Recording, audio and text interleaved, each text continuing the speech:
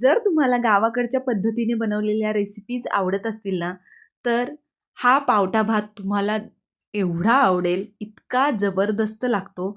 मस्त इंद्रायणीचा तांदूळ आणि त्याचबरोबर ताज्या पावट्यापासून बनवलेला हा मस्त असा पावटा भात सोबत तूप किंवा ताक जबरदस्त लागतं. चला तर मग रेसिपीला सुरुवात करूया. हॅलो एव्हरीवन, श्री स्वामी समर्थ सर्वांना.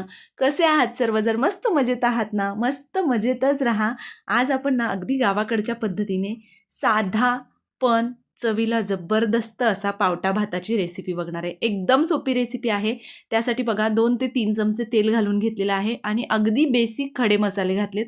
त्यामध्ये तमालपत्र आहे, दालचिनीचा एक तुकडा आहे, 2 ते 3 लवंगा आणि 2 ते 3 काळी मिरी. त्याचबरोबर 1 चमचा जिरं घालायचं आहे. आता इथे बघा 2 हिरव्या मिरच्या घेतलेल्या आहेत मी. हिरव्या मिरच्या घालून घ्यायच्यात. त्याचबरोबर 8 ते 10 कढीपत्त्याची पानं घालून घ्यायच्यात. त्यानंतर 2 मीडियम आकाराचे कांदे उभे काप करून आपल्याला यामध्ये घालायचे आहेत. मोठा कांदा असेल एकच घातला तरी चालेल. कांदा छान गुलाबी रंगावर परतून घ्यायचा आणि त्यानंतर यामध्ये आलं आणि लसूण किसून घातलेलं आहे. आता तुम्ही याऐवजी आलं लसणाची पेस्ट वापरली तरी चालेल. त्याचबरोबर 1 मीडियम आकाराचा टोमॅटो बारीक चिरून घातलेला आहे. चवीप्रमाणे मीठ घालून घ्यायचं. त्याचबरोबर अर्धा चमचा हळद घालून घ्यायची. आता अगदी बेसिक मसाले आपण यामध्ये घालणार आहोत. जसं की आता कांदा लसूण मसाला घातलेला आहे. 1 ते 1.5 चमचा कांदा लसूण मसाला घातलेला आहे. तुम्ही तुमच्या अंदाजाने तिखटाचं प्रमाण कमी जास्त करू शकता. अर्धा चमचा मी इथे काश्मीरी लाल तिखट घातलं आहे. 1 चमचा धने पावडर घालून घ्यायचे आहे. अर्धा चमचा तुम्ही यामध्ये जिरे पावडरसुद्धा घालू शकता. त्यानंतर यामध्ये आपल्याला घालायचं आहे हे पावट्याचे दाणे. आता हा ताजा पावट्याच्या शेंगा सोलून ते दाणे घालून घेतलेले आहेत. स्वच्छ धुवून घालायचे आहेत. त्यानंतर यामध्ये 2 फुलपात्र इंद्रायणीचे तांदूळ स्वच्छ धुवून घातलेले आहेत.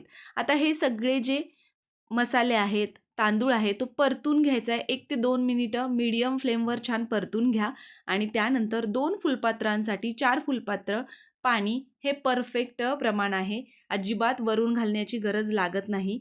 त्यामुळे या पद्धतीने तुम्ही पाणी घालून घ्या. छान मस्त उकळी येऊ द्या आणि त्यानंतर मंद आचेवर गॅस ठेवून आपल्याला हा भात शिजवून घ्यायचा आहे. एक 10 ते 15 मिनिटांमध्ये मंद आचेवर हा भात छान शिजला जातो. आता इथे बघा तूप घालून घेतलं आहे. 1 ते 2 चमचे मस्त साजूक तूप घालून घ्यायचं. खूप सारी बारीक चिरलेली कोथिंबीर घालून घ्यायची. आहा, जबरदस्त सुगंध एवढा अप्रतिम येतोय, तुम्ही बघू शकता. असा हा गावाकडच्या स्टाईलने केलेला झटपट पावटे भात तयार होतो.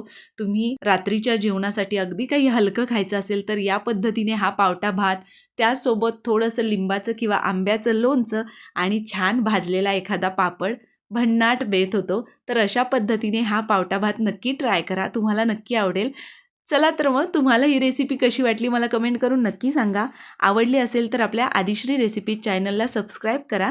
बेल आयकॉन प्रेस करायला विसरू नका, म्हणजे इथून पुढे येणाऱ्या अशाच नवनवीन आणि छान छान रेसिपीच्या नोटिफिकेशन्स तुम्हाला मिळतील. चला तर मग भेटूया अशा एका नवीन रेसिपीसोबत. तोपर्यंत बाय बाय.